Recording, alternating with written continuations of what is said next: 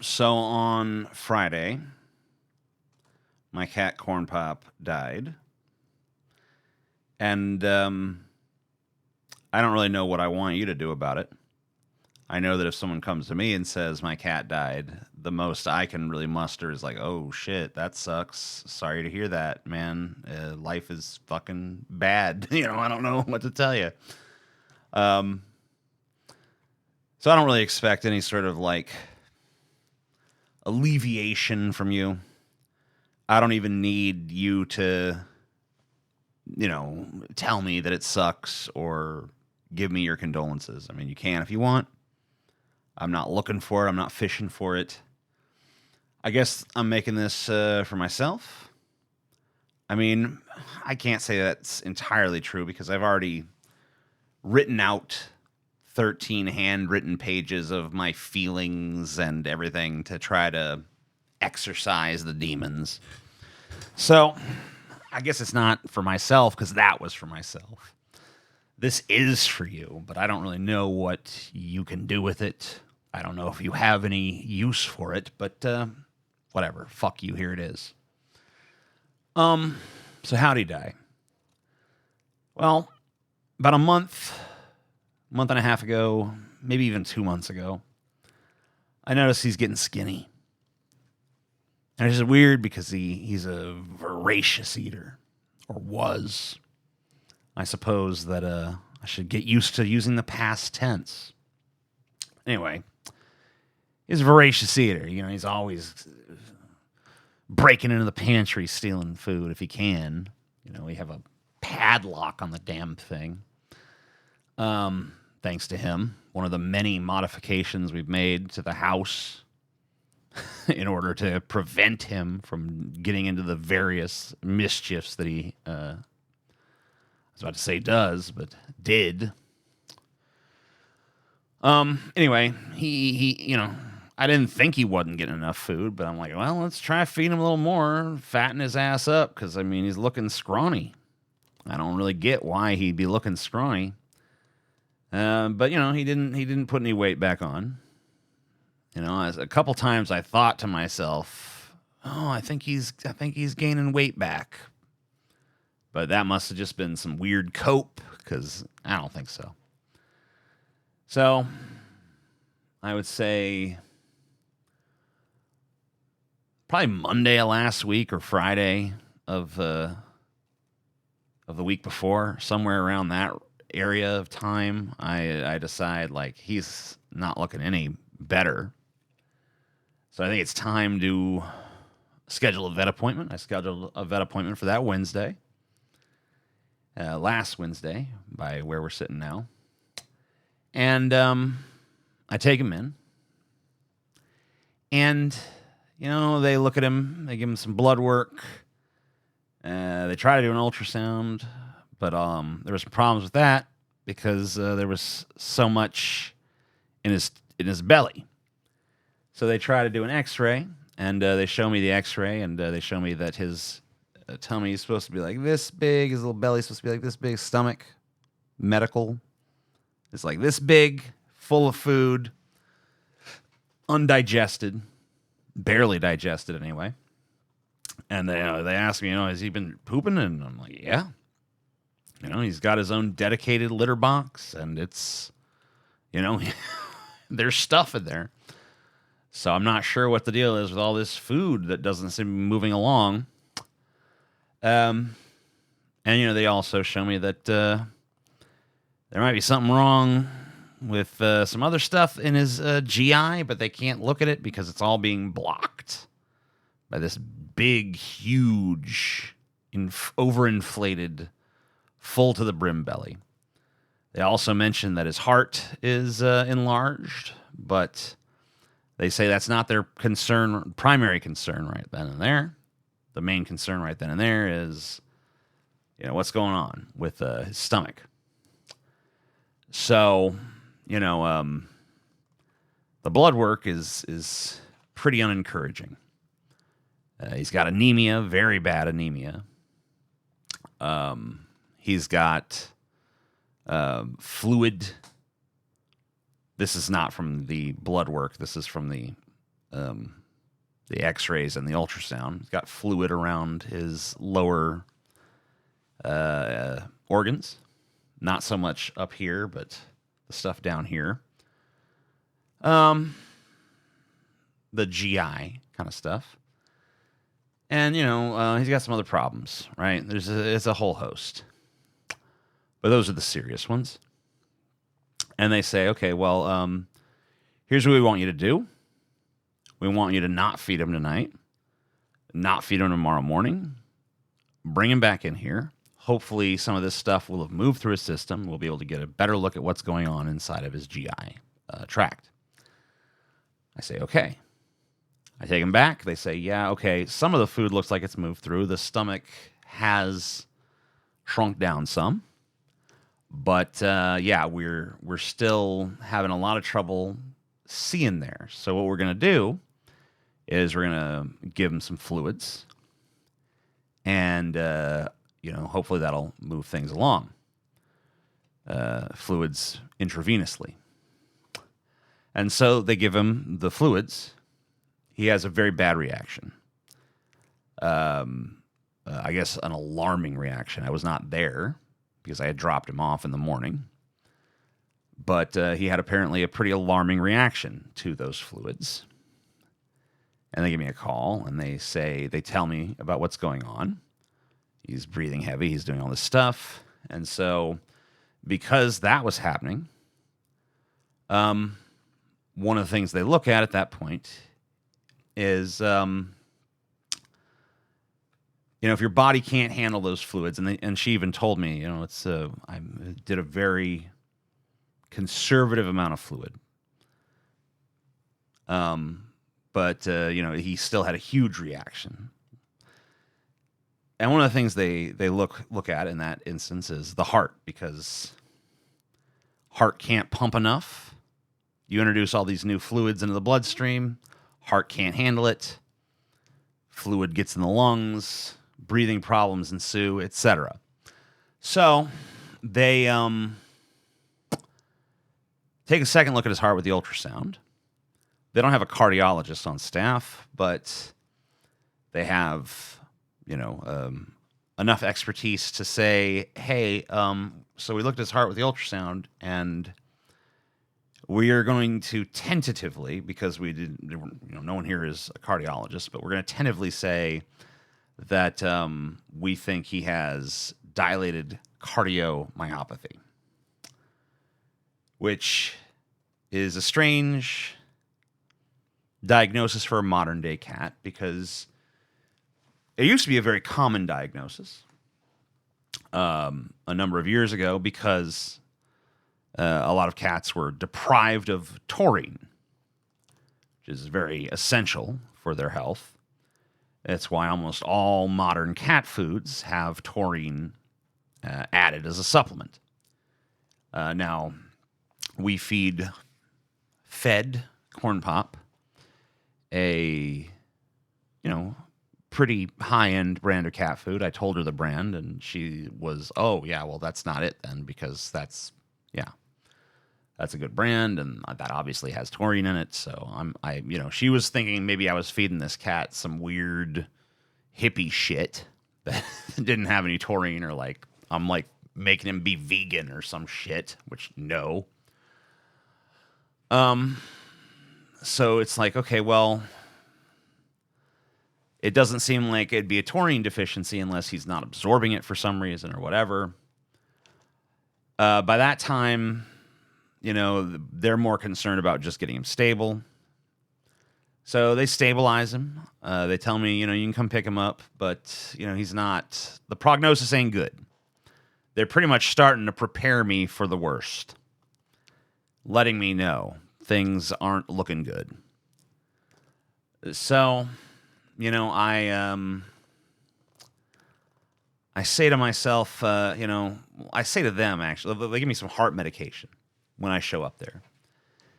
And, I'm like, look, if he's not absorbing taurine, he's got anemia, his belly is huge, he's probably from my research, got some kind of GI bleed or tumor or issue or inflammation that is preventing his digestion from working properly and maybe preventing proper absorption of nutrients, which would explain maybe the taurine deficiency, although I don't think so because this is a fairly recent problem, I think. The digestion stuff, anyway.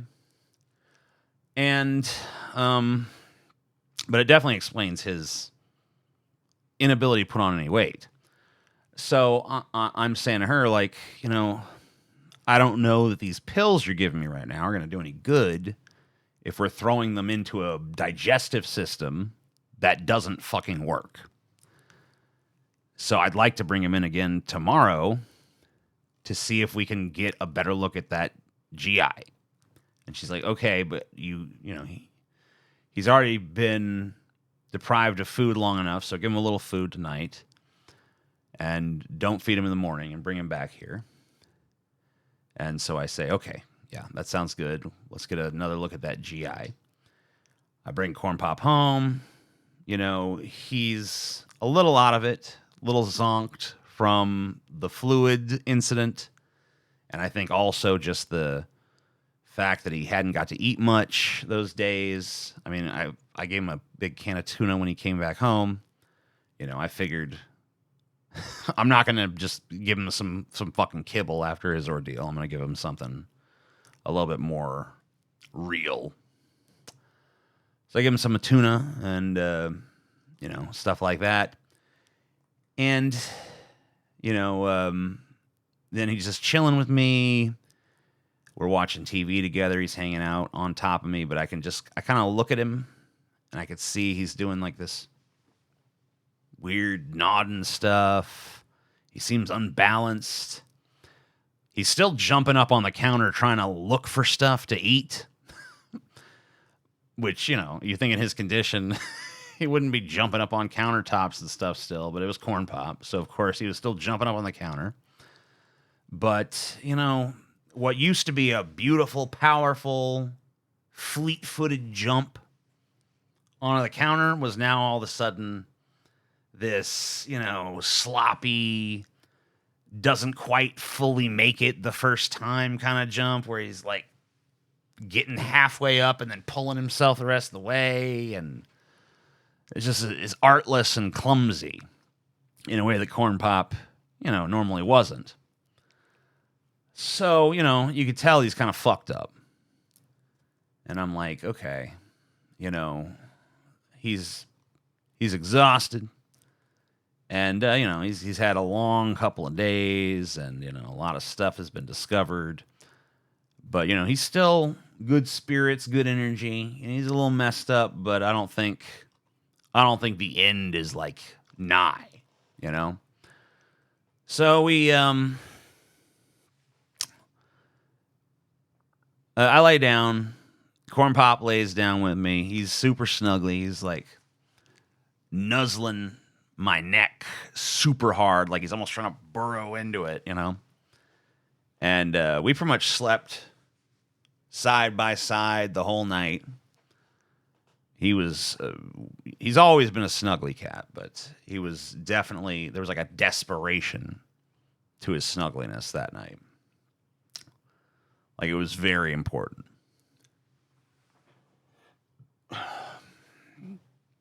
And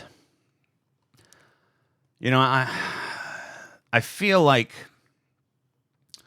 some part of him knew that, the something bad was coming. Maybe he just knew I don't feel good, so I'm going to go to my person. But, I knew Corn Pop a long time, and it really felt like he knew something was up. Beyond just, I feel bad, so I'm going to go get comfort. It felt like there was an awareness of things drawing to a close. And, when he did that, like I said, when I was in the living room hanging out with him watching TV, I didn't really feel like the end was nigh. But when he was acting like that in the bed, I kind of felt like that was him telling me, I think the end is nigh. And that's what it felt like he was communicating to me. And then I start to realize, like, okay, this may be the last night. And I woke up several times in that night, to check him. And I kept thinking, I must have woke up, 3 or 4 times. Each time, is he dead? Looking over to see if he's just going to be motionless there.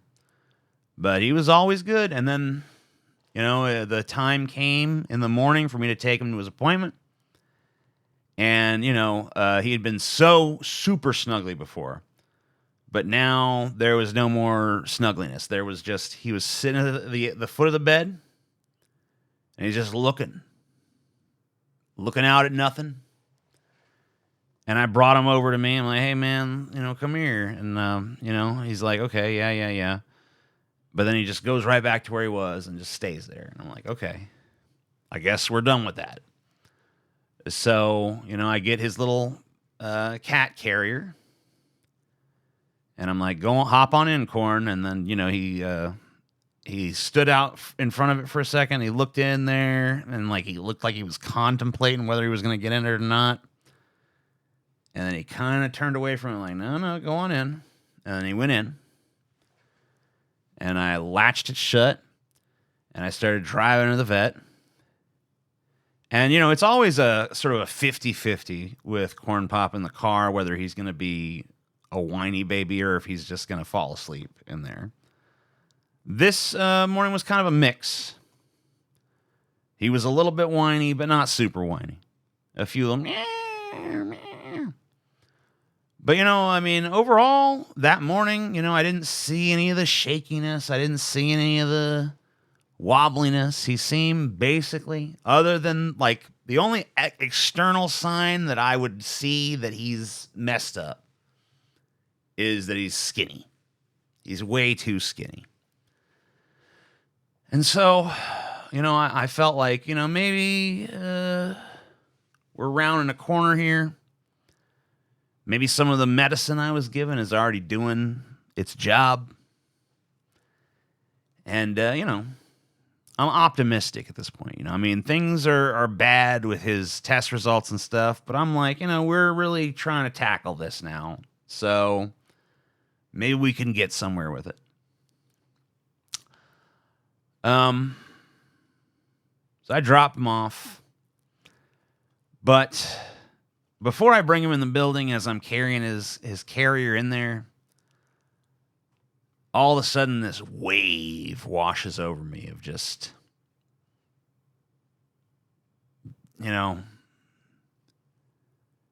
don't bring him here. Because if you bring him here, he's never leaving. And I'm like, that's irrational bullshit. We need to get this problem fixed. If we don't fix this GI issue, we can't even start to address the heart issue. So this has to be done. He has no chance whatsoever if we don't do this. So I ignore the little intuitive voice that's like, don't do it. Don't bring him in there. And I bring him in there. And I drop him off and I leave and I go home and I start working on the show because we got a show that day. I start, pulling content for it. I start making some funny movie posters, I'm like, I'm going to do this bit where I make funny movie posters and I'm going to, come up with silly plots and I'm going to pitch them to Scotty and Paul and they're going to tell me how stupid the fucking plots are and et cetera, et cetera. It's going to be this little bit. We've done a bit like it before. I figured it seemed like it worked pretty good last time. We'll do that again. And I'm not trying to put together a whole huge show. I'm just trying to put together an hour's worth of stuff before we go into part 2 of Paul's rise and fall of Howard Stern. Because we did the first 3 hours, the previous week, and we were going to do the next, 3 hours the week after. So I was just trying to pull enough content for that show. And, I'd pulled pretty much, I think I was pretty much towards the end of that work. I'd pulled about as many posters as I could think of for silly movie ideas. And I get a call. And the call is basically, Corn Pop is not doing good. It's beyond he's not doing good. Corn Pop is fucked up. Corn Pop is vomiting blood. Corn Pop is done. He needs to be put down. So, they're like, I either need your authorization to do it, or I need you to just to come in if you want to be here. But, I don't know how much time he's got. I don't even know if he'll last until you make it.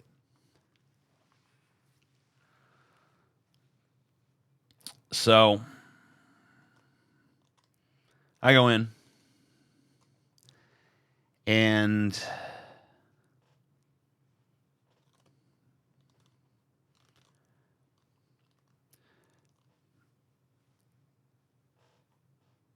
I don't want to talk too much about what I see.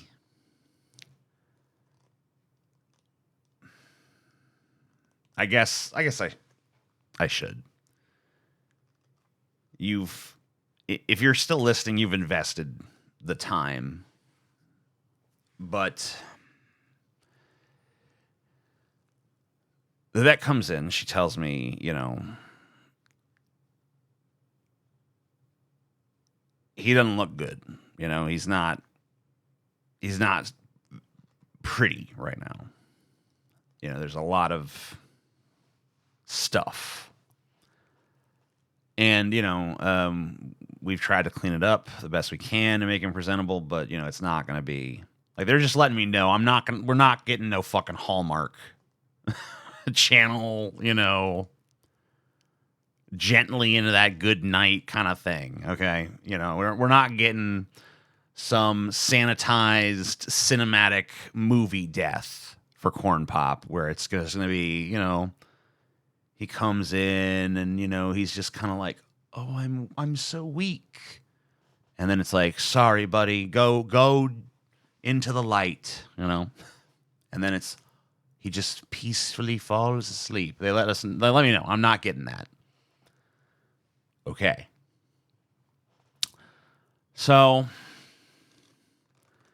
they bring him in, and, he's not making any noise or anything like that. They set him down on the table, but then as soon as he sees his people, us, he starts screaming.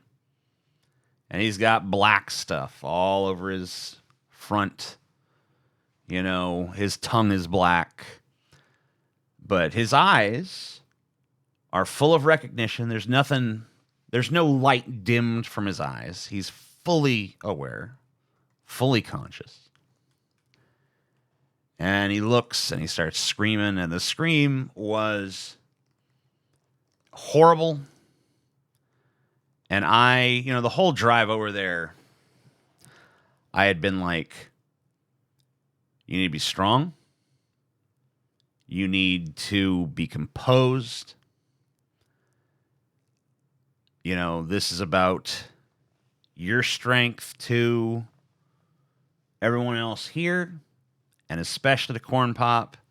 You need to fucking be strong and all that. And so, I'm in that zone of just like, I feel nothing. I am but a robot. the whole drive over. And, that scream that he had and that awareness in his eyes. Because the way that she had talked to me on the phone, I assumed that I was not going to get him in a state of consciousness and recognition. I thought I was going to basically be just, encountering him already so dazed and so out of it that it's screwed. And it's just a matter of being there to do that. But he's conscious. He's there. He knows what's being said, and he's screaming at me. And the scream is very, even if you're not a person who's simpatico with animals, it's a very easy scream to interpret. It was help. And that almost broke me in and of itself. Like it almost came, but I'm like, no. Not yet. You will have your chance to have your emotions in a minute. But right now is not the time. So I start petting his head, and I tell him, that it's all gonna be all right. I don't know exactly I can't remember the exact words of comfort I gave. I was just saying every little calming thing I could think of. And the vet starts talking about, we need to do. I'm just like, just fucking do it. The cat is fucking in pain. End this. I'm already here. I'm petting his head. I'm telling him sweet nothings. Fucking end this. So she gets the stuff. And I'm petting him, and the first thing that stops is the yelling. He stops screaming. But he's not dead yet. He's looking at me in the eyes. And I'm petting his head, and I'm telling him it's okay. And he's good. And everything's going to be all right. And, I watch as the alertness creeps on out of his eyes. And he goes still, and the vet grabs her, stethoscope and all that. And he's gone. And, then they do the typical gouging shit. You want him cremated. You want this. You want that. Keepsake, etc., etc. And I do. So I pay for the overpriced cremation, supposedly private. Because I don't know if you know this, but for a long time, if you paid for your pet to be cremated and get their ashes back, basically what you got was just they cremate like fucking 100 pets and then fucking just scoop the ashes. You were probably getting maybe 3% your pet and then a mix of everyone else's that was cremated that day. So now they learned, because that information got out, and now these crematoriums are like, no, it's private cremation, which they were fine with because now they can charge more. But hey, the box is free. The little shitty wooden box, that's free. So whatever. I pay the $175 for that because I want something. And they say, oh, you can take his body back with you. It's like, well, maybe if I owned my property, I'd do that. Bury him on my land. But since I'm a millennial, I don't have my own property, so that's fucking pointless. So give me the fucking ashes. And, I ordered them up. They said, oh, it'll be about 2 weeks. Okay. I don't know why it takes 2 weeks, considering it's going to be this private thing, but whatever.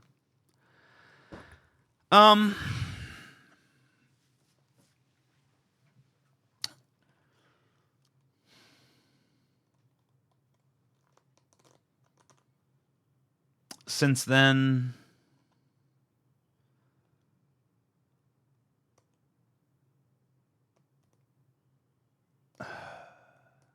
well, immediately afterwards, after he was dead, I finally had that moment.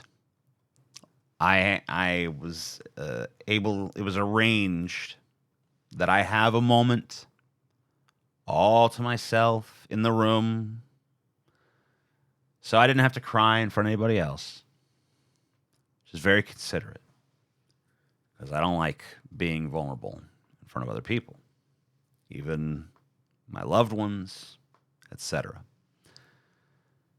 And so I had my blubbering fit where I screamed and made sounds that are very unfamiliar to me because I don't make them often.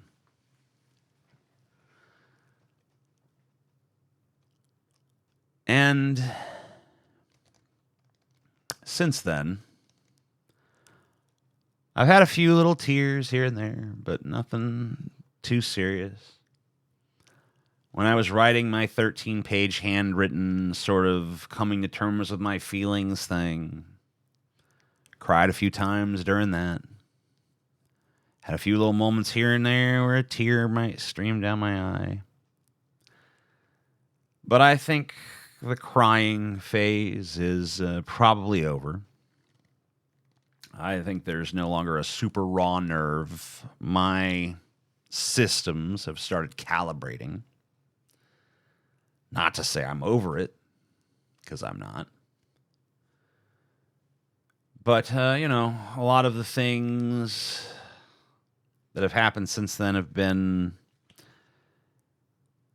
looking at places where he would normally be, and he's not there. And that's a bit of a psychic assault, There's Corn Pop's bed.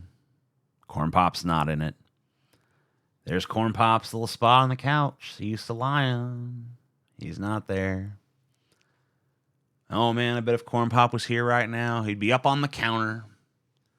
I have to spray him with the water bottle, but get the fuck down. And,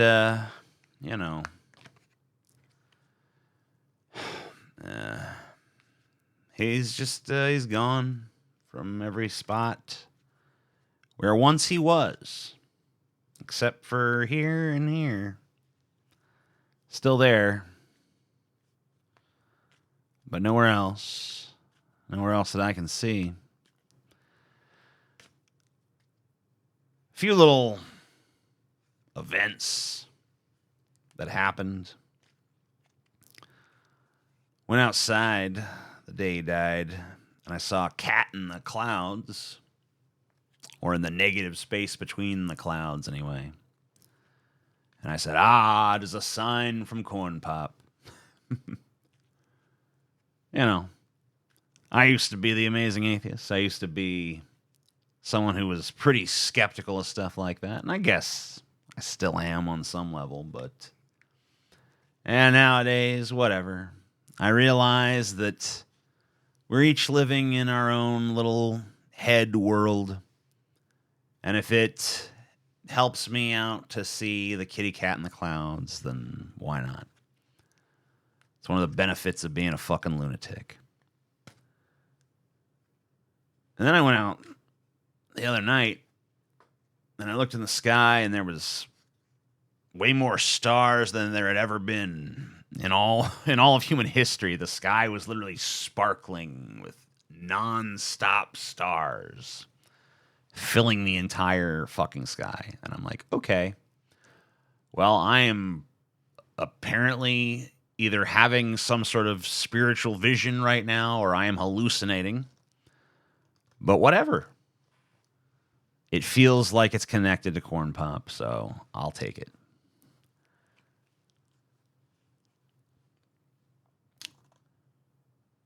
By most accounts, he was a bad cat. He was he never behaved. He never listened. He never learned a lesson. He was obstinate. He was disruptive. He was destructive. He was chaotic. But it's all those things about him that made him my favorite. I thought it was endearing as fuck. And we connected on a level that I've never connected with any other animal, companion, pet, whatever you want to call them, before. I mean, I'd never had that sort of connection. I mean, I've had pets I loved. You know, my old dog Hercules, my old dog Grendel. Had a childhood cat that was pretty endearing. I have all my other pets now. You know, I have Sal and Zill and Squeaks, and you know, I love them each in their own way and all that. Blah blah blah blah blah. But like, Corn Pop was different because there was a level of understanding and communication and connection and just I get you and you get me. And that's gone now.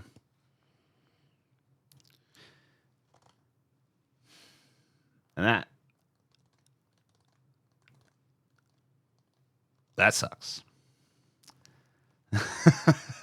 The same thing that I started with about what do you say when someone's cat dies? Oh, that sucks, man. Well, they're right.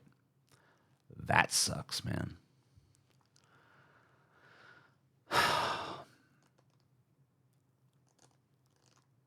I have a lot of memories of Corn Pop. A lot of good memories. But I don't want to necessarily talk about them here because I don't want them to be marked with sorrow, grief tinged with that kind of stuff. I'd like those to be something that maintain their pleasantness. And so I think a little more time has to pass before I really fully delve into that, at least here. But I wanted to talk about what had happened and the sort of things I feel about it, what I've been through.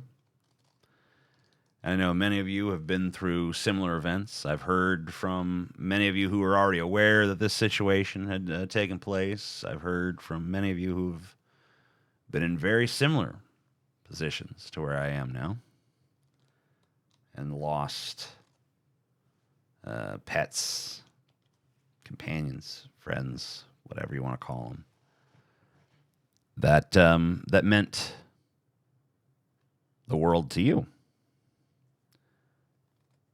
And so I know that this is not something unique to me, and I hope that if you're someone who is, one of those people who has lost a little animal friend, maybe this is helpful to you.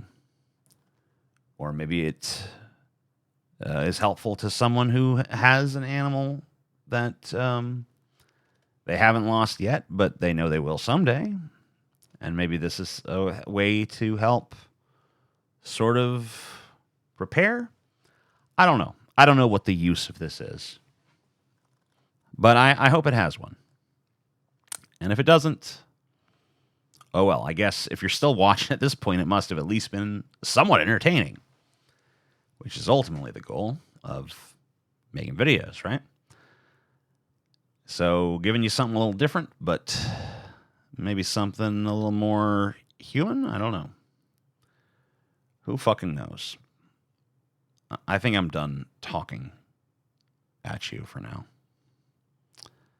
That is all.